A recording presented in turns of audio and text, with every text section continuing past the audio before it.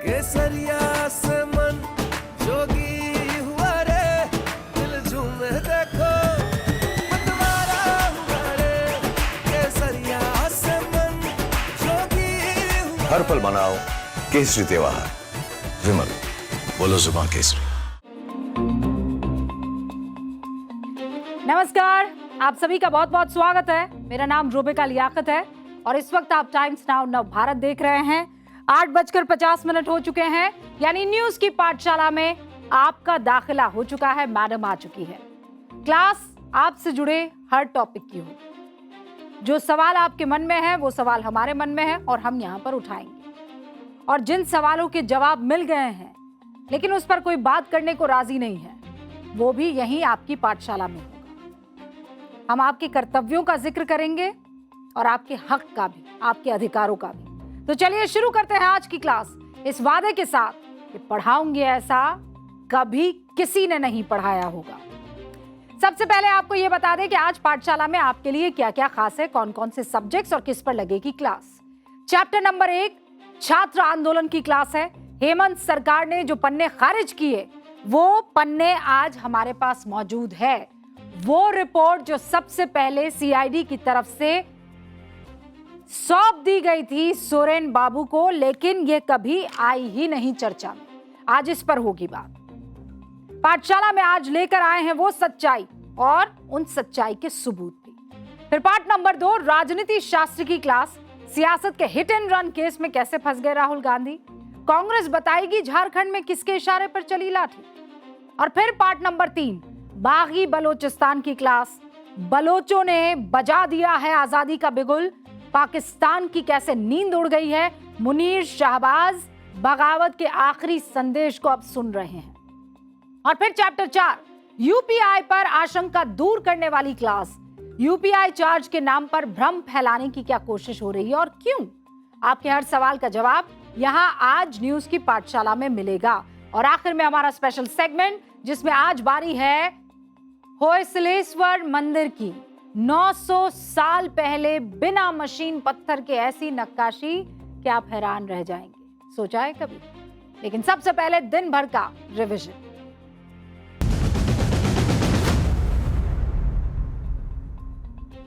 संत कबीर नगर से सीएम योगी का राहुल अखिलेश पर हमला। कहा उनको विकास के आंकड़े देखने चाहिए। 14 से पहले स्टार्टअप 500 से कम थे, आज 2 लाख से ज्यादा है। फ्रोजन बैंक खातों के मामले में सुप्रीम कोर्ट से टीएमसी को बड़ा झटका। सुप्रीम कोर्ट ने मामले में दखल देने से किया इनकार। कलकत्ता हाईकोर्ट का आदेश बरकरार रहेगा। मनी लॉन्ड्रिंग जांच के तहत खातों की जांच। हर घर तिरंगा अभियान को लेकर पीएम मोदी ने सोशल मीडिया पर पोस्ट किया। कहा विकसित भारत का संकल्प ले, स्वतंत्रता सेनानियों को नमन करें और हर घर पर तिरंगा लहराएं। राम मंदिर सीईओ पद के लिए कल भी होंगे इंटरव्यू। पूरी प्रक्रिया को रखा जा रहा है बहुत ही गोपनीय। 2 सितंबर को होने वाली ट्रस्ट की बैठक में होगा सीईओ के नाम का ऐलान। यूपी के हमीरपुर में डीएम अभिषेक गोयल के खिलाफ जेन अल्फा का प्रदर्शन। सड़क की मांग को लेकर स्कूली छात्रों ने डीएम ऑफिस में किया हंगामा। सवालों से भागते नजर आए सदर एसडीएम। यूपी, एमपी, राजस्थान के कई जिलों में लगातार बारिश हो रही है। गंगा, यमुना समेत कई नदियां उफान पर है। उत्तराखंड में फ्लैश फ्लड का खतरा।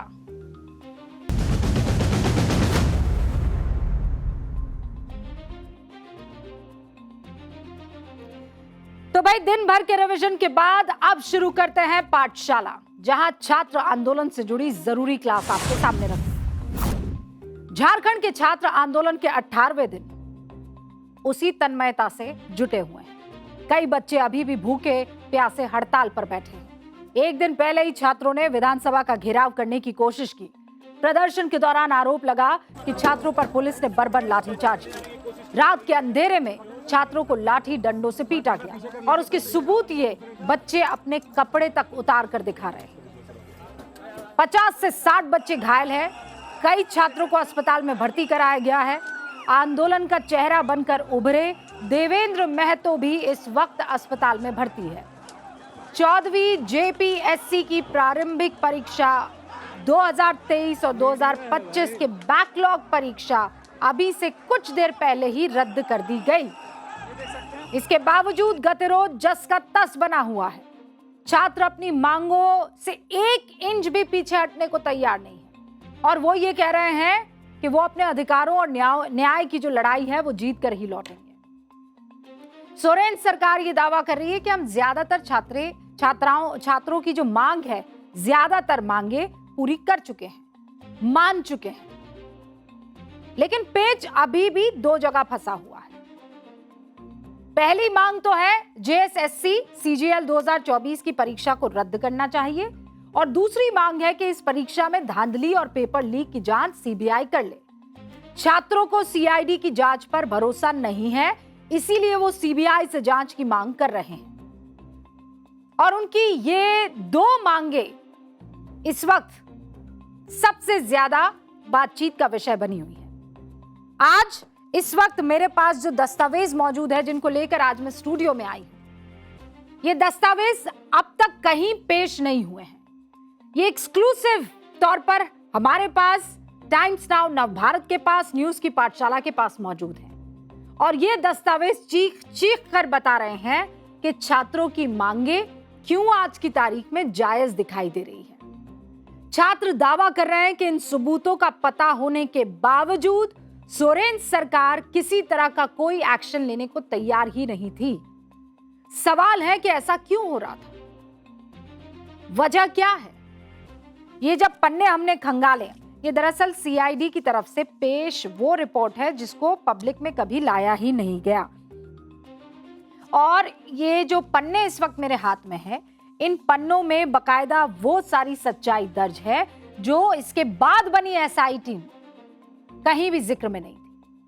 बहुत ध्यान से सुनिएगा क्योंकि खेल बहुत पेचीदा है, बहुत सारी तारीखें हैं, बहुत सारे तथ्य हैं, इसीलिए गौर से सुनिएगा।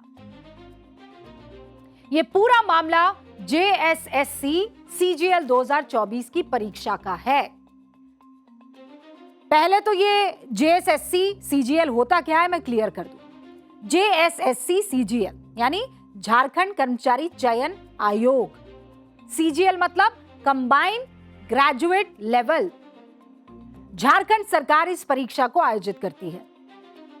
राज्य सरकार के अलग अलग विभागों में जो ग्रेजुएट युवा हैं उनको नॉन गैजेटेड पदों पर नौकरी मिलती है, जैसे कि assistant branch officer, junior secretariat, assistant block supply officer, labour enforcement officer. ये सारे पदों पर नियुक्ति इसी एग्जाम को क्लियर करने के बाद होती है। सीजीएल 2024 में कुल मिलाकर 3,04,769 उम्मीदवार शामिल हुए थे। ये आपके सामने आंकड़ा है, वो 3,04,769। पद कितने थे जो भरने थे? पद थे 2025। वो 2025 की वैकेंसी निकली थी उन पदों की, उसके बाद इतने छात्र 3 लाख के ऊपर आए। अब यहां से बस देखते जाइएगा क्या क्या हुआ और क्यों बच्चों को ना ही शिक्षा व्यवस्था पर भरोसा हो रहा है झारखंड की और ना चोरी की जांच करने वाली एजेंसियों पर। यह मामला है आज से लगभग 1 साल 7 महीने पहले का।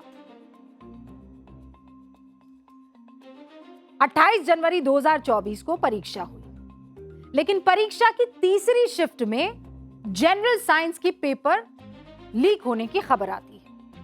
भारी बहुत सारा विरोध होता है। उसके बाद 28 जनवरी को परीक्षा को रद्द कर दिया जाता है। अब एक बार पेपर लीक हुआ तो दूसरी बार इसे कराने की व्यवस्था और सुदृढ़ हुई। 8 महीने के बाद 22 सितंबर 2024 को दोबारा पेपर लीक होता है। लीक रोकने के लिए पूरे झारखंड में, मतलब पेपर लीक ना हो उसके लिए क्या किया जाए, तो पूरे झारखंड राज्य में इंटरनेट सेवाओं को ठप कर दिया जाता है, बंद कर दिया जाता है। लेकिन बावजूद इसके छात्र पेपर लीक का आरोप लगाते हैं। लगातार हो रहे विरोध के बाद मामला बढ़ता है। फिर आता है 29 सितंबर।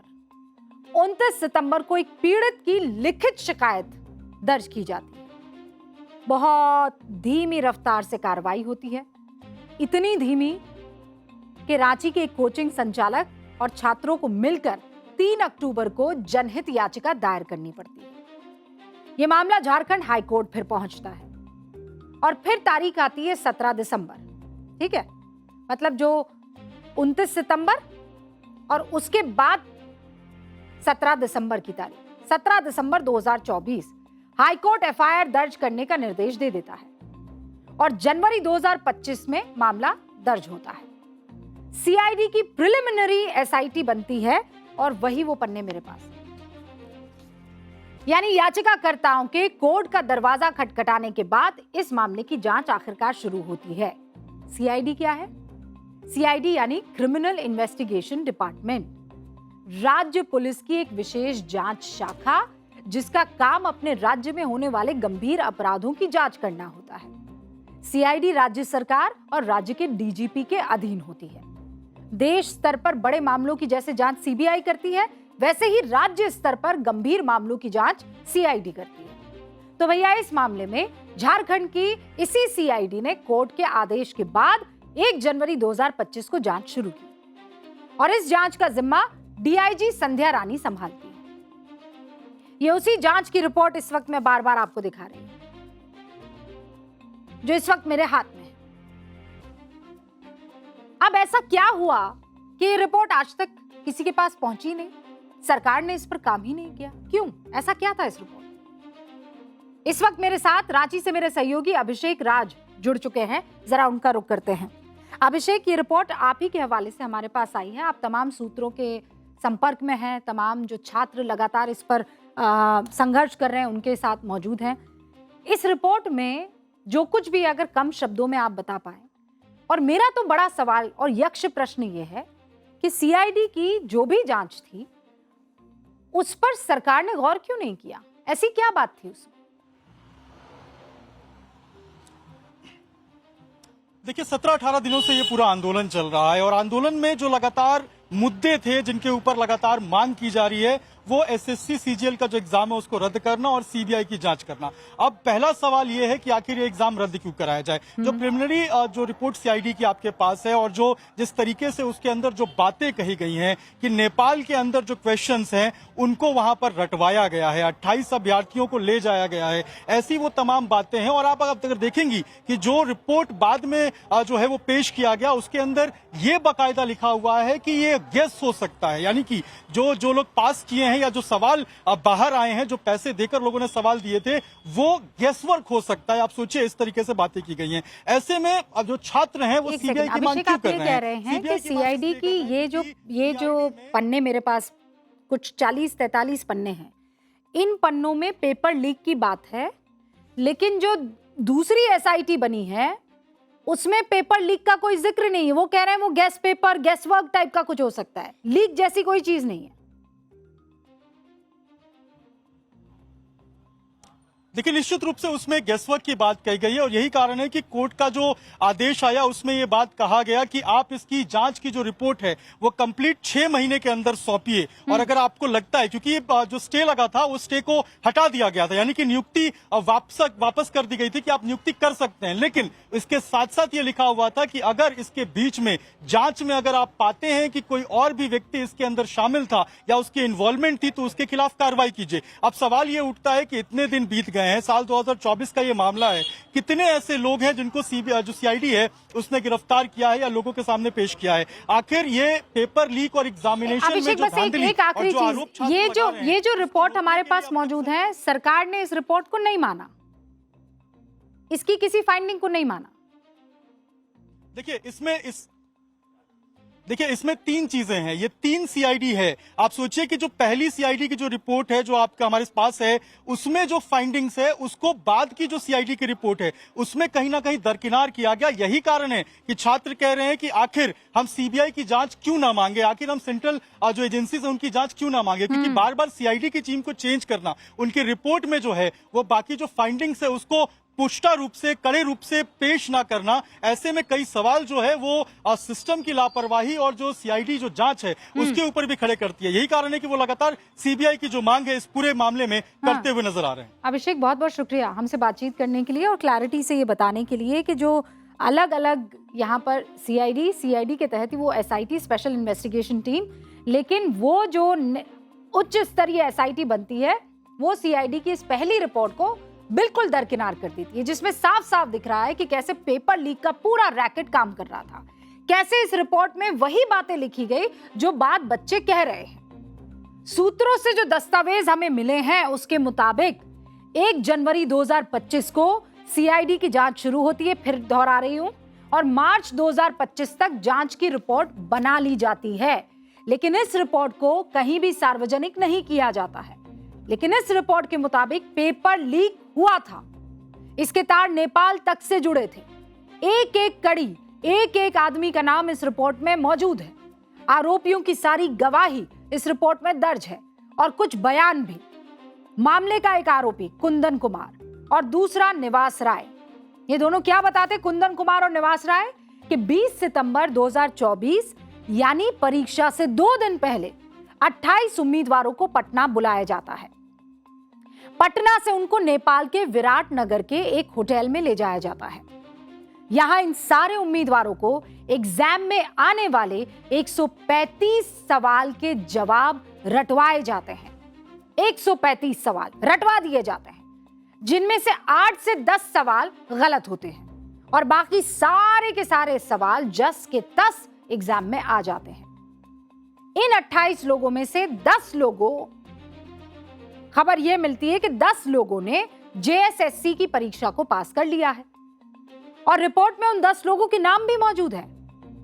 छात्रों से उनके ओरिजिनल डॉक्यूमेंट्स और खाली एक जो ब्लैंक चेक होता है वो जमा करवा लिया जाता है।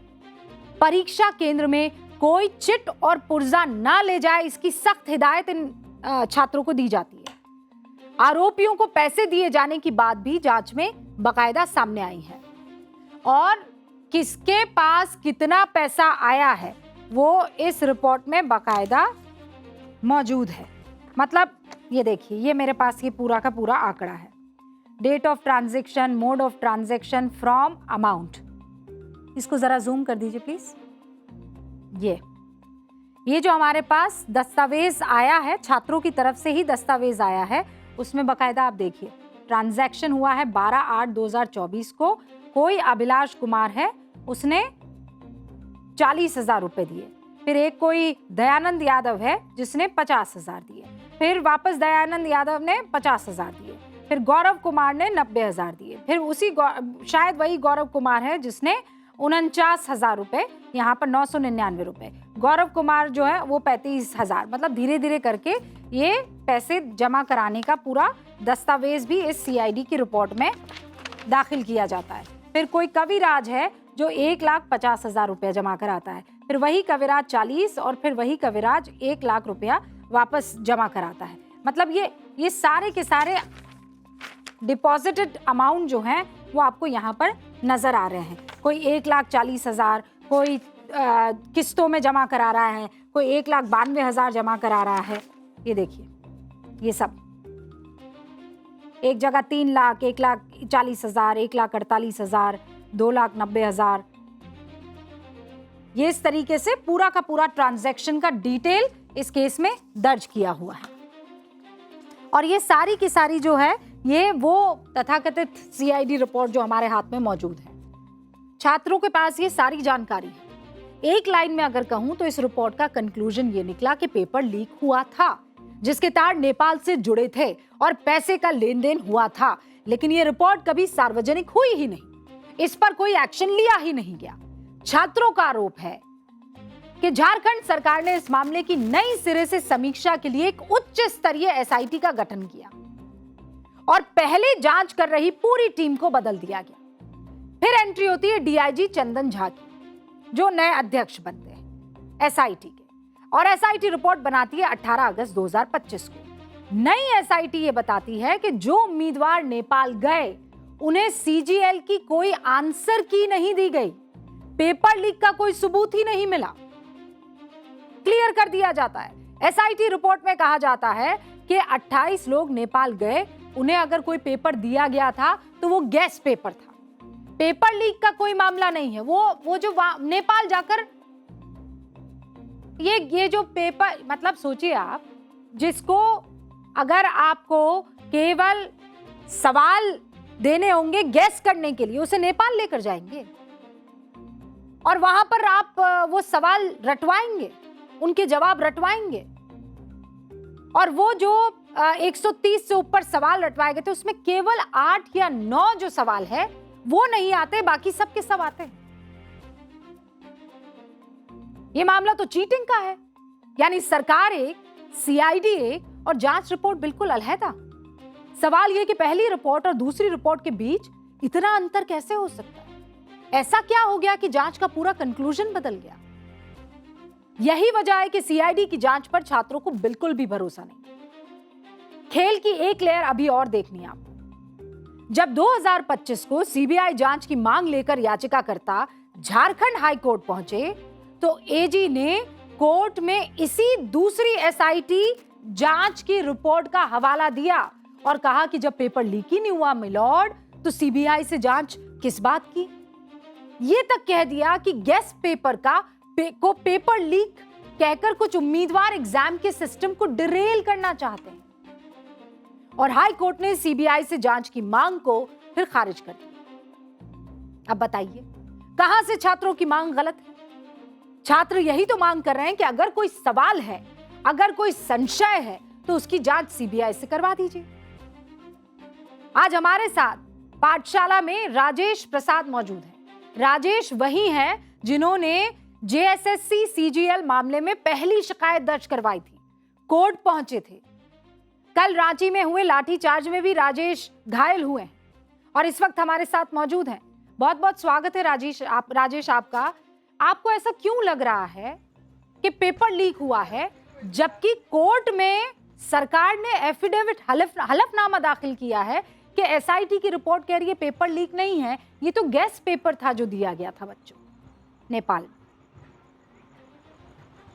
बहुत बहुत जोहार मैडम, और जोहार देशवासियों को भी बहुत बहुत जोहार। बहुत अच्छा प्रश्न किया। सबसे पहले मैं आपकी बातों को बहुत ध्यानपूर्वक सुन रहा था। हमारा आरोप नहीं है, अब तो सिद्ध हो गया है। तो अब आरोप जो लगाए थे सरकार की एजेंसी ने ही सिद्ध कर दिया, भले वो कोर्ट में जमा नहीं किया गया है मैडम। सीआईडी ने स्पष्ट तरीके से एक आरोपी के बयान में ये उल्लेखित किया है कि नेपाल में 135 आंसर रटवाया गया था, कई अभ्यर्थियों को रटवाया गया था, उसमें से 120 आंसर हूबहू मैच किया है। इससे बड़ा एविडेंस और क्या हो सकता है? लेकिन दुर्भाग्य देखिए, इसको कोर्ट में पेश नहीं किया जाता है मैडम। और जब टीम बदल जाती है, 3 बार सीआईडी का टीम को बदला गया है, 3 बार। इसलिए बदला गया केवल और केवल लीपापोती के करने के लिए, सच्चाई को दबाने के लिए मैडम। और सीआईडी अपना रिपोर्ट में कहती है कि गेस पेपर आया था, गेस क्वेश्चन था। मैं आपके माध्यम से सरकार के पास यदि कोई बुद्धिजीवी है, कोई महामानव है, तो मैं उनसे कहता हूं भाई मैं एक क्वेश्चन पेपर तैयार करता हूं, आप 10 आंसर सही आंसर गेस करके बता दीजिए। हमारी मांग जो है रद्द वाला और सीबीआई वाला हम नहीं करेंगे। आप रिपोर्ट में कई बार परिवर्तन करते हो, टीम बदलते हो। इससे पहले भी लीक हुआ जेएसएससी सीजीएल में, उसमें भी आप जांच करते हो, किसी को भी गिरफ्तारी नहीं करते हो, किसी को कोई सजा नहीं देते हो, पुनः लीक होता है। तो ये लीक जो है कितना बार चलते रहेगा? इसीलिए हमारी मांग है जी, बस एक सवाल का मेरे मतलब मुझे समझ में नहीं आ रहा है। सरकार द्वारा सीआईडी की एसआईटी बनती है, ये जो मेरे पास है इसमें सारी डिटेल आती है, लेकिन फिर जो दूसरी एसआईटी बनती है ये वाली सारी डिटेल उसमें होती ही नहीं है। मतलब दोनों अलग अलग। ऐसा क्यों करेगी कोई सरकार? अपनी ही टीम के खिलाफ दूसरी कैसे कोई रिपोर्ट आ जाएगी? बिल्कुल मैडम, ऐसा इसलिए की गई थी, टीम इसलिए बदला गया क्योंकि जो अधिकारी लोग पहले जांच कर रहे थे वो सही डायरेक्शन में जा रहे थे। जब नेपाल पहुंच गए और ये जस्टिफाई कर दिए कि 28 लोग गए थे, उसमें से 10 लोग पास है, उनको पर्याप्त मात्रा में आंसर मिला था, 90% से अधिक आंसर मिला था, और वो लोग जो थे उसको पढ़ करके पास हुए हैं। तो फिर टीम को बदल दिया गया। मैं आपको बताना चाहूंगा, मैं एफआईआर किया हूँ, उसमें नियामतपुर का भी जिक्र है, उसमें आसनसोल का भी जिक्र है, उसमें हजारीबाग का भी जिक्र है, मांडू का भी जिक्र है, मंत्री रेसिडेंसी रांची का भी जिक्र है। इन सभी एंगल पर, इन सभी स्थानों का कोई जांच नहीं किया गया, कोई भी जांच नहीं किया गया। और सबसे मेन बात मैडम, सीबीआई का प्रश्न यहाँ उठता है। अभय तिवारी जो है मैडम, ये अभय तिवारी जो है वो सेटर है। बोकारो में जेएसएससी सीजीएल का पेपर खुद पढ़ा, एजेंसी से जुड़ा हुआ ये आदमी है, खुद पढ़ा, अपनी बीबी को पढ़ाया, ये अपना वही है भाई ना, को 10 पढ़ाया, में तीनों से सेलेक्ट हो 12 गए। में से 10 और एग्जाम पास जानकारी कर ये गया, है- ये वही इतवारी है ना। हाँ मैडम, यही वो महामानव आदमी है जो 12 एग्जाम में 10 पास कर जाता है, और हर एग्जाम में योग्यता अलग अलग चाहिए। आपको बताना चाहेंगे, बहुत अच्छा प्रश्न किए। पीजीटी में ये इंग्लिश में पास करता है, एसीएफ में साइंस चाहिए, जिनका योग्यता साइंस में होगा वही एसीएफ एग्जाम दे सकता है, वही एफआरओ एग्जाम दे सकता है, वहां पर भी पास कर जाता है। और ना सिर्फ पास, सब जगह टॉप करता है मैडम। कैसे संभव है? हम लोग 12 साल से तैयारी कर रहे हैं। प्रीलिम्स पास करने में हम लोग को बड़ी मेहनत करना पड़ता है, तैयारी को बार बार रिवीजन करना पड़ता है, तब जाकर के प्रीलिम्स निकलता है, ये फाइनल सिलेक्शन में, और वो भी टॉप। अच्छा राजेश, मुझे एक मैडम। बात बताइए आप कि सरकार इस आदमी को क्यों बचाना चाहेगी? सरकार अपनी ही सीआईडी की उस रिपोर्ट पर क्यों अमल नहीं करना चाहेगी? सोरेन सरकार तो चाहेगी ना कि बच्चों के खिलाफ ये जो परीक्षा धांधलियां हो रही है वो खत्म हो जाए। बिल्कुल सरकार नहीं चाहती, इसीलिए सीबीआई नहीं कर रही। हम डेलीगेशन में गए हुए थे, माननीय मंत्री जी कहते हैं कि फर्स्ट और सेकंड जेपीएससी में सीबीआई कुछ नहीं कर पाए, इसलिए हम सीबीआई नहीं जांच करवाएंगे। जबकि हमारी मांग है वो कुछ करे या ना करे, हमको सीबीआई मतलब सीबीआई चाहिए। हाँ। तो फिर देने में क्या दिक्कत है? वो जांच नहीं करेगी, मेरा प्रॉब्लम है। आप जांच तो कराइए, आप सीआईडी से जांच करा करके आप सीआईडी का रिपोर्ट आप देख लीजिए। मैडम आपने खुद बताया कि एक टीम कहती है कि 120 आंसर मैच करता है, दूसरा कहती गैस हो गया, धन उगाई हो गया। हम कैसे सीआईडी पर भरोसा करें? नहीं, अब मैं क्या सोरेन सरकार किसी को बचाने की कोशिश कर रही है? बिल्कुल, सीबीआई होने तो दीजिए, सीबीआई हमारी मांग को पूरा होने दीजिए। ये तार जो है सीजीएल पेपर लीक का मंत्री तक पहुंचेगा, मैं दावे के साथ कह रहा हूं, मंत्री तक भी पहुंचेगा। इसीलिए सरकार सीबीआई से भाग रही है, और कोई कारण नहीं। आपको भी कल पुलिस की लाठियों का सामना करना पड़ा, मैंने सुना। हाँ मैडम, वहाँ पर जगन्नाथपुर के करीब जब वहाँ पर लाठीचार्ज हुआ तो मेरा भी पैर में एक लाठी पड़ा था। राजेश जी, आज हमारे साथ जेएमएम की एक प्रवक्ता थी डॉक्टर नीलम, वो ये कह रही थी कि पुलिस को लाठीचार्ज इसलिए करना पड़ा क्योंकि आप लोग उतर आए थे पत्थरबाजी पर।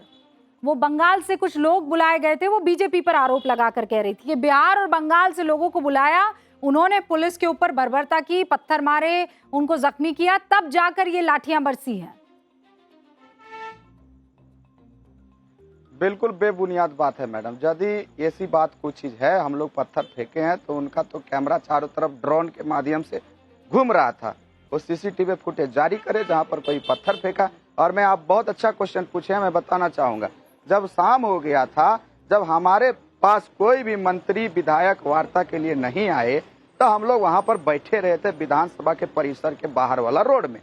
अब वहां पर सिटी एसपी साहब आते हैं और बोलते हैं कि आप लोगों को आगे क्या करना है। तो हम लोग क्लियर बताए कि हम लोग यहीं बैठे रहेंगे, अभी विधानसभा सत्र ऑलरेडी चल रहा है और आगे भी जारी रहेगा, तो हम लोग यहीं बैठे रहेंगे, और जब तक कोई मंत्री हमारे पास वार्ता के लिए नहीं आता यहाँ पर हम लोग नहीं जाएंगे। तो उनका स्टेटमेंट था ठीक है आप लोग यहाँ पर रहिए, जो भी तितर बितर है एकजुट होकर के रहिए। हमको बोला गया कि अंदर में कुछ लोग हैं, उसको बाहर निकाल करके आए। हम अंदर जब बाहर निकालने के लिए गए मैडम, तब तक पता चलता है बाहर में पूरा बेरहमी तरीके से, निर्मम तरीके से, जो झारखंड में कभी नहीं हुआ, एकदम लाठियां बरसाई गई मैडम। बगल में खेत था, लोग खेत में कूद रहे थे, पैर किसी का फ्रैक्चर हो रहा था, कुछ हो रहा था, वहां जाकर के लाठी बरसाई जा रही थी। अब कीचड़ था, कीचड़ में कोई कैसे भागता, वहां जाकर के पीटा जा रहा था मैडम। तो बुरी तरीके से पीटा गया है कल, ये सच्चाई है मैडम। और आपने भी वीडियो के माध्यम से देखा होगा, हमारे पास भी कई वीडियो हैं, आप बोलिएगा तो मैं दे दूंगा। नहीं राजेश जी, पूरा देश आपके इस आंदोलन को देख रहा है और हम तो बहुत करीब से देख रहे हैं, और इसीलिए हम तो यहाँ कस्में खा रहे हैं कि ऐसा आंदोलन छात्रों ने जो संयम बरता है, इसे मतलब आप सत्याग्रह कह सकते हैं कि आप वो लोग हैं जो अब मतलब मैंने तो शिबू सोरेन सरकार, हेमंत सोरेन सरकार, इनके खिलाफ, वो शिबू सोरेन का तो फोटो लेकर आप लोग बैठे हैं। सोरेन के खिलाफ मैंने कोई नारेबाजी यहाँ पर नहीं सुनी है, बिल्कुल नहीं सुनी है। पर अब सवाल ये है कि जो एक आपका प्रोटेस्ट जिसमें आप रोज संघर्ष कर रहे हैं, और दूसरा एक जंतर मंतर वाला प्रोटेस्ट। मैं ये नहीं कह रही हूँ कि वहां छात्रों की बातें नहीं थी, वो ऑफ कोर्स वहां पर थी, लेकिन वहां ताकत मुझे लग रहा है 2 से 3 से 4 गुना थी, क्योंकि वहां सेलिब्रिटी भी आ रहे थे, पॉलिटिशियन भी आ रहे थे, रीले भी बन रही थी, इन्फ्लुएंसर्स भी आ रहे थे। आप लोगों के पास ये सब क्यों नहीं है? एक वो पीयूष जी को आप छोड़ दीजिए। बिल्कुल, बहुत अच्छा प्रश्न किया मैडम। बिल्कुल, शिबू सोरेन का आपने जिक्र किया, वो हमारे राज्य के पिता के रूप में है। उनको हम लोग प्यार से गुरु जी कहते हैं, दिसोम गुरु जी कहते हैं। और उनका स्टेटमेंट भी था कि अन्याय जो है जहाँ कहीं भी हो तो उसके खिलाफ लड़ना चाहिए। तो हमारे इस लड़ाई के वो आदर्श प्रेरणा है, और इसीलिए हमारी ये पूरी लड़ाई में जो पिछले 17 दिन से हम लोग कर रहे हैं, उसमें उनका फोटो को रोज हम लोग वहाँ पर रख करके कर रहे हैं। उनका रोज हम लोग आशीर्वाद कर रहे हैं। दूसरा बात, आपने कहा कि आप लोग आंदोलन बहुत शांति से कर रहे हैं। बिल्कुल मैडम, हम लोग पढ़े लिखे लोग हैं, हम लोग संविधान पढ़े हैं। संविधान के आर्टिकल 19 में स्पष्ट लिखा हुआ है कि शांतिपूर्ण तरीके से ही हम लोग प्रोटेस्ट कर सकते हैं। तो संविधान को सम्मान देते हुए अपना अधिकार को हम उचित तरीके से रख रहे हैं मैडम। और आगामी जब तक हमारी मांग पूरी नहीं हो जाती है, बिल्कुल शांतिपूर्ण तरीके से ही हमारा आंदोलन अनवरत जारी रहे। बिल्कुल सही। अब मुझे ये भी तो बताइए कि जो ताकत वहां दिल्ली में दिखाई दे रही थी, ऐसा लग रहा था कि पूरा देश उमड़ गया है। हर दूसरी तीसरी रील में हमको वही दिखाई दे रहा था। याद है ना आपको? 10 तरीके के सेलेब्स जो हैं अपने अलग अलग पोस्ट लिख रहे थे। अब हम लोग तो उन लोगों को एक्सपोज भी कर रहे हैं कि इन लोगों को झारखंड नहीं दिखाई देता है। आपको दुख होता है इस बात का कि झारखंड के बच्चे नहीं दिख रहे हैं, झारखंड के छात्र नहीं दिख रहे हैं? इन सबको बिल्कुल माननीय जितने भी विपक्ष में बैठे हुए लोग हैं, जो दिल्ली के प्रोटेस्ट में राग अलाप रहे थे, छात्रों के साथ दिखाई दे रहे थे, जैसे माननीय राहुल गांधी जी से मैं आग्रह करूंगा, आपके माध्यम से विशेष आग्रह करूंगा। उनकी यहाँ पर सरकार है झारखंड गठबंधन में, तो उनसे विशेष आग्रह रहेगा, केवल ट्विटर में ट्वीट कर देने से हमारे साथ न्याय नहीं हो पाएगा, छात्रों का समस्या हल नहीं हो पाएगा। इसलिए उनसे आग्रह है कि यदि सच में आप छात्रों के साथ खड़े हैं और अपने आप को आप कह रहे हैं कि हम छात्रों के साथ हित की बात करते हैं, तो आपसे आग्रह है कि आप जल्द आइए और हमारी आवाज बनिए और क्लियर स्टैंड करिए कि आप छात्रों के साथ यदि हैं तो सीबीआई और रद्द की जो हमारा मांग है जेपीएससी जेएसएससी सीजीएल का, उसको करवाइए। या फिर आपका बात यदि सरकार में नहीं मानी जाती है तो आप सरकार से अलग हो जाइए। तब तो हमें भी पता चलेगा कि आप हमारे साथ निष्पक्ष तरीके से हैं। केवल बोलने से हम कैसे मान ले मैडम कि वो हमारे साथ में। और ये सीजेपी वाले हैं सारे, कॉकरोच जनता पार्टी वाले,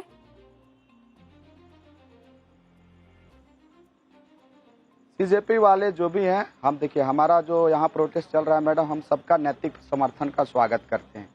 सीजेपी वाले केवल ट्वीट खेल रहे हैं। छात्रों का जो है वाजिब जो दर्द है झारखंड में, वो चीज़ दिखाई नहीं दे रहा है, केवल ट्वीट कर दे रहे हैं, लेकिन अभी तक वो कोई आए नहीं है। तो ये डबल स्टैंडर्ड दर्शाता है। लेकिन फिर भी हम आग्रह करेंगे, यदि सच में आप बोलते हैं कि हम ऐसी पार्टी का निर्माण किए जो केवल युवाओं की आवाज़ बनता है, युवाओं की बात करता है, तो निश्चित तौर पर झारखंड जो है, झारखंड में जो मुद्दे हैं भारत में और जगहों की कंपैरेटिवली सबसे यहाँ पर ज्वलंत मुद्दे हैं। साथ ही साथ सबसे ज्यादा पीड़ित कहीं का छात्र है वो झारखंड का, तो आना चाहिए नैतिक समर्थन के लिए। राजेश जी, हम आपकी आवाज़ लगातार बुलंद करते रहेंगे। इनफैक्ट जहाँ भी छात्र हैं, किसी की भी सरकार हो, कोई भी राज्य हो, अगर उनके साथ, उनके मुस्तकबिल के साथ, उनके फ्यूचर के साथ गड़बड़ी हो रही है, हमें तो याद है सौरभ दास जब यहाँ पर आए थे, हमसे बात कर रहे थे, उन्होंने कहा था आप हमसे क्या उम्मीद करते हैं, तो हमने कहा था हम आपके साथ हैं, तब तक साथ है जब तक आप आने वाली पीढ़ियों के लिए एक अच्छी दिशा तय करेंगे। लेकिन अगर कुछ गड़बड़ी होगी तो हम ही लोग होंगे जो आवाज़ भी मुखालिफत में बुलंद करेंगे। Rajesh ji, all the best, आप अपना ख्याल रखिएगा और आपके जो आंदोलनकारी बच्चे हैं, छात्र हैं, उनकी बातें हम पूरी कोशिश करेंगे सरकार तक पहुँचे। आप हमारे साथ जुड़े, आप ही की वो पहली शिकायत थी जिसके बाद आज आंदोलन ये रूप ले चुका है। हम दर्शकों को बता दें कि ये शिकायतकर्ता राजेश प्रसाद अगर शिकायत नहीं करते तो मामला आज इतना आगे तक नहीं बढ़ता। बहुत बहुत शुक्रिया राजेश हमारे साथ जुड़ने के लिए। अब आगे बढ़ते हैं, बहुत जरूरी था आपको कुछ चीजें बिल्कुल क्लियरली बता देने में। भलाई आपकी भी है, हमारी भी है, इस देश की भी और छात्रों की भी। अब अगले चैप्टर की तरफ रुक कर रहे हैं। ये नेशनल पॉलिटिक्स में हिट एंड रन का वो नया और जबरदस्त चैप्टर है जिसने संसद का पूरा सीन एक झटके में बदल दिया। इसके कारण संसद सत्र के क्लाइमेक्स की कहानी बदलती हुई दिख रही है। कल तक जो राहुल गांधी दिल्ली छात्र प्रदर्शन केस को लेकर गृह मंत्री अमित शाह का इस्तीफा मांग रहे थे, आज उन पर सियासी हिट एंड रन का आरोप लग रहा है। सियासी नेता विपक्ष कल तक क्या कह रहे थे? सरकार बताए, क्या अमित शाह के इशारे पर दिल्ली में जेन जी प्रदर्शनकारियों पर लाठी चली? लेकिन अब पूरा एनडीए पलटकर पूछ रहा है, राहुल बताएं कि झारखंड में लाठी किसके इशारे पर चली? तो क्या राहुल गांधी अपने ही दांव में फंस गए? आगे बढ़ूं उससे पहले जरा संसद के बाहर की आपको तस्वीरें दिखाती हूं। आज संसद के बाहर सियासी दंगल का माहौल बन गया। प्रदर्शन कर रहे एनडीए सांसद और विपक्ष के सांसद आमने सामने आ गए। इस वीडियो में आप देखिएगा, सत्ता पक्ष और विपक्ष के सांसदों के बीच सुरक्षा कर्मी कैसे बीच में घेरा बनाने की कोशिश कर रहे हैं। इस खास दृश्य पर मुस्कुरा भी रहे हैं, लेकिन सवाल वही है, जो विपक्ष दिल्ली में छात्रों पर लाठीचार्ज को लेकर गुस्से में था, वो रांची में हुए लाठीचार्ज पर अपनी बोली कैसे बदल सकता है? बताइए ना, आप बताइए। दिल्ली के लाठीचार्ज को बर्बरता नाम दिया जाएगा और झारखंड लाठीचार्ज पर अपनी बोली दबा देंगे, और अगर दबे स्वर में कुछ करेंगे भी तो दिस इज नॉट एक्सेप्टेबल। ऐसा नहीं होना चाहिए था। सीधे सीधे सुविधा की राजनीति। राहुल गांधी ने झारखंड लाठीचार्ज पर क्या कहा? इतना भरना कि हम छात्रों पर लाठीचार्ज की निंदा करते हैं, उसका विरोध करते हैं। दो तस्वीरें दिखाती हैं जो बता रही है झारखंड के लाठीचार्ज ने असल में राहुल गांधी को कैसे बैकफुट पर ला दिया है। ये तस्वीरें बता रही है कि झारखंड लाठीचार्ज पर सफाई देने के बाद ही राहुल को अंदाजा हो गया था कि दांव उल्टा पड़ गया है, पासा पलट गया है। पहली तस्वीर संसद की है, जहां आज राहुल ने एंट्री ली। बीते दिनों के मुकाबले आज थोड़े सधे हुए अंदाज में। प्रियंका गांधी से लेकर कांग्रेस अध्यक्ष मल्लिकार्जुन खड़गे तक कांग्रेस के कई नेताओं को राहुल के बचाव में बोलना पड़ा। सारे बयान सुनाऊंगे एक एक करके, लेकिन पहले दूसरी तस्वीर पर गौर कीजिए जो कल रात की है। दिल्ली में एनसीपी शरद पवार, उनकी सांसद सुप्रिया सुले, उनकी बेटी का रिसेप्शन, वर वधू को आशीर्वाद देने पीएम मोदी, गृह मंत्री अमित शाह के साथ नेता विपक्ष राहुल गांधी भी और सोनिया गांधी के साथ पहुंचते हैं। जाहिर है कोई सियासी मौका तो नहीं था। इन तस्वीरों में कोई राजनीतिक अर्थ भी नहीं ढूंढा जा सकता। यहां राहुल गांधी को किसी सवाल का भी सामना नहीं करना था। संसद के बाहर प्रदर्शन कर रहे एनडीए सांसदों से भी राहुल गांधी का सामना नहीं हुआ, लेकिन प्रियंका गांधी, उनका सामना हुआ। उनसे मौके पर मौजूद मीडिया ने सवाल कर दिया। इनफैक्ट वहां पर एक बीजेपी के सांसद थे, मुकेश दलाल, उन्होंने भी पूछ लिया, राहुल गांधी झारखंड के छात्रों से क्यों नहीं बात कर रहे? मीडिया ने पूछा, मैम आपको लगता है राहुल गांधी डर रहे हैं अमित शाह के सामने आने से? उन्होंने क्या जवाब दिया, आप सुनिए। सर आपको लगता है, मैम लगता है कि राहुल जी डर रहे हैं अमित शाह का सामना करने से? शर्म करो राहुल गांधी, शर्म करो, शर्म करो, शर्म करो। राहुल जी ने झारखंड क्यों नहीं गए?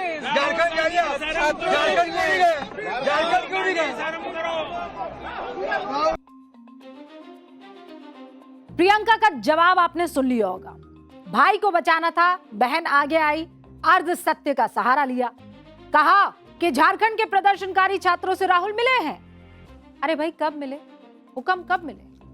कहां मिले? दुनिया के सामने तो एक भी ऐसी तस्वीर नहीं आई है। क्या दिल्ली में बैठे बैठे बंद कमरे में मुलाकात हो गई? जवाब तो देना पड़ेगा। अब तो झारखंड में लाठी खाने वाले छात्रों ने भी कह दिया है, जब तक राहुल गांधी नहीं आएंगे प्रदर्शन जारी रहेगा। अब बीजेपी पूछ रही है, क्या राहुल इतनी जवाबदेही संभाल पाएंगे? जरा सुनिए बीजेपी क्या आरोप लगा रही है। राहुल जी भागिए मत, भागो मत, डरो मत और कान खोलकर गृह मंत्री जी का जवाब सुनो। मगर आप सबने देखा है कि ये सत्र के दौरान सदन से भागते हैं और सत्र के बाद विदेश भागते हैं। अब ये तो गजब माहौल बन गया भैया। सरकार को घेरते घेरते राहुल गांधी खुद घिर गए। ये किसी ने नहीं सोचा था। नौबत यह है कि कांग्रेस अध्यक्ष मल्लिकार्जुन खड़गे को सफाई देनी पड़ रही है। कह रहे हैं दिल्ली लाठीचार्ज वाला मामला अलग है और झारखंड लाठीचार्ज वाला अलग है, दोनों में घालमेल मत कीजिए। राहुल को बचाने के लिए झारखंड के सीएम हेमंत सोरेन को भी मोर्चा खोलना पड़ा। वो कह रहे हैं झारखंड में मकड़ जाल बुना गया, भगवा पहनने वालों ने यहां छात्रों का चोला पहन रखा है। अखिलेश यादव तो झारखंड वाले सवाल पर राम मंदिर वाला एंगल जोड़ लाते। राम मंदिर चंदा चोरी की तरफ मैं आप सबका ध्यान आकर्षित करना चाहूंगा। और पंचम सुर में सियासी अटैक करने वाले आम आदमी पार्टी के सांसद संजय सिंह ने भी सुर धीमा कर ही लिया। स्टैंडर्ड इंडिया ब्लॉक का है इस तरह से। अरे वो इश्यू अलग है, 100 इश्यू होते हैं, 100 को अलग अलग हमेशा डिस्कशन होता है। क्या 100 सभी मुद्दे लाकर एक ही दिन करते हैं? ये सारी चीजें बड़ा ही मकड़जाल की तरह बुना हुआ, जो इन्हीं के द्वारा बुनाया गया है दुश्मन। देखिए, किसी भी प्रकार की दमन की कार्रवाई छात्रों के साथ वो स्वीकार्य नहीं है और ऐसा करने से बिल्कुल झारखंड की सरकार को सावधान रहना चाहिए। अब एक लाइन में कहूं तो विपक्षी एकता का जो हल्ला कांग्रेस ने संसद के मॉनसून सत्र में मचाया, उसकी हवा झारखंड के लाठीचार्ज ने निकाल दी है। बिल्कुल प्लेन और सिंपल। और वैसे ये संयोग नहीं है, ऐसे मौके जब भी बने हैं राहुल हिट एंड रन वाले मूड में दिखाई दिए हैं। दिसंबर 2025 याद कीजिए, वोट चोरी और एसआईआर का मुद्दा उठाया, संसद में चर्चा की मांग की और जब गृह मंत्री ने जवाब दिया तो सदन से वॉकआउट कर गए। सितंबर 2020 संसद में कृषि कानून आया तो राहुल गांधी ने विरोध जताया, जबकि 2015 में उन्होंने संसद में दिए भाषण में ये कहा था किसानों को सीधे कंपनियों के अनाज बेचने का हक मिलना चाहिए, यानी बाद में यू टर्न ले लिया। पेपर लीक विवाद पर उनका यही रवैया रहा। ऐसे मामले बीजेपी शासित राज्यों में खुले तो राहुल ने हल्ला मचाया और गठबंधन राज्यों में अगर मामले आए तो चुप्पी साध ली। ऐसी कि ट्विटर पर, एक्स पर 5-6 लाइनें लिख दो, उसी का हिंदी और अंग्रेजी वर्जन एक ही पोस्ट में डाल दो, बात खत्म। और जब जवाबदेही की बात आती है तो राहुल कैसे वो सियासी हिट एंड रन करने लगते हैं, इसकी बहुत सी मिसालें हैं और बीजेपी गिनाती है वो मिसालें। सवाल यही है कि क्या राहुल इस बार जिम्मेदारी दिखाएंगे या फिर चर्चा से अपना पूरा का पूरा अटेंशन ही दूसरी तरफ डाइवर्ट कर देंगे। आपको याद होगा, नीट के मुद्दे पर अपनी राजनीति साधने के लिए राहुल गांधी को प्रमोट करने के लिए कांग्रेस ने यूपी, उत्तराखंड, राजस्थान में बड़े बड़े इवेंट किए। राहुल की गूंज। झारखंड लाठीचार्ज के बाद सवाल उठ रहे हैं, 17 दिनों में झारखंड की गूंज या वो छात्रों की गूंज राहुल क्यों नहीं कर रहे हैं? जहां उनकी पार्टी सत्ता में है, क्यों नहीं कर रहे हैं? वो गूंज होनी चाहिए कि नहीं होनी चाहिए? राहुल क्या इतना कहकर बच सकते हैं कि छात्रों पर बल प्रयोग गलत है? छात्रों की गूंज झारखंड में साइलेंट क्यों हो गई? तो क्या यह माना जाए कि राहुल यहां मुद्दे से भागने की कोशिश कर रहे हैं? जेन-ज़ी वोटर्स में उनकी क्रेडिबिलिटी क्या इससे खतरे में नहीं पड़ेगी? या झारखंड के बच्चों को वो जेन-ज़ी मानते ही नहीं है? ये क्लियर मैसेज जाएगा कि राहुल उनकी पार्टी की सुविधा की राजनीति कर रहे हैं और विपक्ष में उनकी स्वीकार्यता को एक नया झटका लग सकता है। यह ऐसा राजनीतिक ट्रैप है जिससे निकलना आसान नहीं होगा। इंडिया गठबंधन की विपक्षी पार्टियां भी बहुत अच्छे से समझ रही हैं और इसीलिए संसद में नीट वाले प्रदर्शन से समाजवादी पार्टी धीरे धीरे अपने आप को अलग करती नजर आ रही है। आज तो अखिलेश और उनके सांसद सिर्फ और सिर्फ राम मंदिर चंदा चोरी के मुद्दे पर माहौल बना रहे थे। राहुल इस वक्त ये सोच रहे होंगे कि यहां जाएं कि ये वाला मुद्दा उठाएं। प्रियंका गांधी को समाजवादी पार्टी के प्रदर्शन में शामिल होना पड़ा, वही बताना था हम भी आपके साथ हैं और तस्वीरें आपको दिख रही होंगी स्क्रीन पर। झारखंड लाठीचार्ज पर ना घिरे, इसके लिए समाजवादी पार्टी ने क्या किया? पप्पू यादव की डोनेशन वाली स्क्रिप्ट को कॉपी कर लिया, उसके रिएक्शन को संसद के बाहर दोहराकर माहौल बनाने की कोशिश की। लेकिन समाजवादी पार्टी का गेम भी यहां ठीक नहीं जम रहा, क्योंकि आज ये खबर आ चुकी है कि सरकार चढ़ावा चोरी पर जवाब देने के लिए तैयार हो गई। यानी विपक्ष को जो मुद्दा मिला था कि सरकार को साबित कर देंगे कि इस मसले पर भगोड़ा है, सरकार उस मूड में नहीं है, भाग रही है चर्चा से। लेकिन किरण रिजिजू आए, उन्होंने कहा हम तो सारे मुद्दों पर बातचीत करने के लिए तैयार हैं। प्रियंका जी सुबह से एक लाइन दोहरा रही है, कह रही है कि आखिर हमने गृह मंत्री को जवाब देने के लिए मजबूर कर दिया। लेकिन हकीकत यह है कि झारखंड लाठीचार्ज पर कांग्रेस फंसी हुई है। संसदीय कार्य मंत्री किरेन रिजिजू 24 घंटे पहले कह चुके हैं कि एक एक सवाल का जवाब देने के लिए गृह मंत्री तैयार है। सवाल तो आपने पूछा है, अब जवाब भी सुनना चाहिए। लेकिन क्या सुनेगा विपक्ष? क्योंकि संसद में चर्चा होगी तो जंतर मंतर के साथ झारखंड भी गूंजेगा। क्योंकि एक तरफ छात्रों का भविष्य और दूसरी तरफ चुप्पी, ये नहीं चल सकता। और अब आगे बढ़ी हूं पाठशाला में बागी बलूचिस्तान की क्लास। 1947 में आजादी मिलने के ठीक पहले हमारे देश के स्वतंत्रता सेनानियों ने ब्रिटानिया यानी ब्रिटेन हुकूमत के खिलाफ जो गुस्सा जाहिर किया था, और जो गुस्सा था आजादी हासिल करने की जो बेचैनी थी, वही गुस्सा, वही बेचैनी बलूचिस्तान में इस वक्त दिख रही है। हौसला बढ़ रहा है। सभी बलोच जो दुनिया के किसी भी कोने में मौजूद हैं, एकजुट हो रहे हैं। और अगर बहुत जल्द दुनिया में एक और देश अस्तित्व में आ जाए तो हैरान मत होइएगा, क्योंकि इसकी शुरुआत हो चुकी है। बलूचिस्तान में क्रांति का धधकता ज्वालामुखी कभी भी अब फट सकता है। और माना यह जा रहा है कि जब यह ज्वालामुखी फटेगा तब आसमान में उठे गुबार की आग पाकिस्तान की एयरफोर्स लाचार होकर बस देखती रहेगी। उसके लावे से मुनीर की आर्मी बलूचिस्तान में कदम रखने से भी खौफ खाएगी। आज 11 अगस्त है। 1947 से बलूचिस्तान इसी दिन को अपना स्वतंत्रता दिवस मनाता आ रहा है। इस बार भी मुनीर के कड़े पहरे के बावजूद बलोचों ने न सिर्फ अपना झंडा लहराया, बल्कि बलूचिस्तान की आजादी के नारे भी गूंजे। शहबाज शरीफ और मुनीर ने बहुत कोशिश की कि इस बार बलूचिस्तान में बलोच झंडा ना दिखे, लेकिन पूरी दुनिया में बलोचों ने अपनी बलूचिस्तान के झंडे को लहरा दिया और संदेश दे दिया कि अब पाकिस्तान से आजाद होकर रहेंगे। पाकिस्तान के गृह मंत्री जियाउल्लाह तो बलूचिस्तान की राजधानी क्वेटा पहुंच भी गए। सड़कों पर घूम घूम कर लोगों को पाक का झंडा भी थमाने लगे, लेकिन बलोच बच्चों से वो पाकिस्तान जिंदाबाद नहीं कहलवा पाए।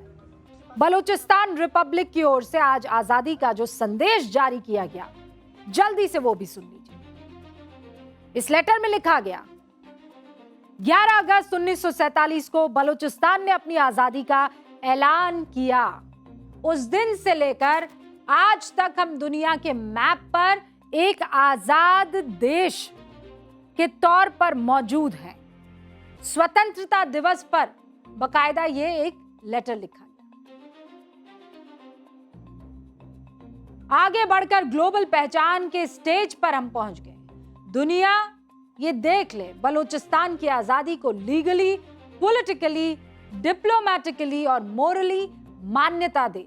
बहुत जल्द पासपोर्ट, करेंसी और एम्बेसी के फॉर्मल शुरुआत का भी ऐलान होगा। बलूचिस्तान रिपब्लिक ने 5 लाख सैनिकों की आर्मी तैयार कर ली है। बलूचिस्तान पाकिस्तान का कोई प्रांत नहीं है, बल्कि भविष्य का एक ताकतवर मुल्क है। ये बलूचिस्तान के आजादी अभियान की दूसरी किस्त है। पहली किस्त 13 जुलाई को जारी हुई। बलूचिस्तान की ह्यूमन राइट्स एक्टिविस्ट मीर यार बलोच ने अपने एक्स हैंडल से पहला लेटर जारी किया था। उसमें बलूचिस्तान गणराज्य की घोषणा की गई।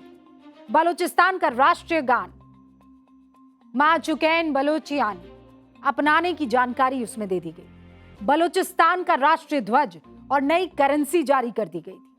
उसका नाम बलोची फलूस रखा गया उस करेंसी का, और लेटर में दावा किया गया 85% बलूचिस्तान पर बलोचों ने कब्जा कर लिया है। सोने तांबे की खदानों पर बलोचों ने कंट्रोल कर लिया है। 150 गैस एरिया, 1200 कोयला खदानों पर कब्जे का दावा कर दिया गया। इस लेटर में 2026 के अंत तक बलूचिस्तान से पाकिस्तान की सेना को खदेड़ने का ऐलान भी किया गया। जिस बलूचिस्तान की आवाज दुनिया में कोई देश नहीं उठाता, उसकी बात पीएम मोदी ने 15 अगस्त 2016 को लाल किले की प्राचीर से की थी। याद दिलाऊं, सुनिए। मैं आज लाल किले की प्राचीर से